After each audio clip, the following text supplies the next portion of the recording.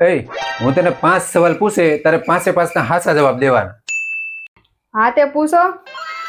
મારો પહેલો સવાલ છે, ગુજરાતનું જાણીતું કરિયાણું કયું? તેલ લેવા જા.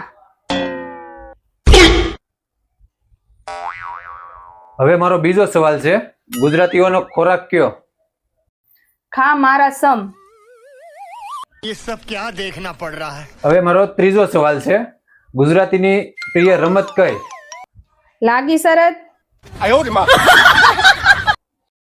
હવે મારો ચોથો સવાલ છે, ગુજરાતીઓનું પીણું કયું? મારું લોહી નો પીવો.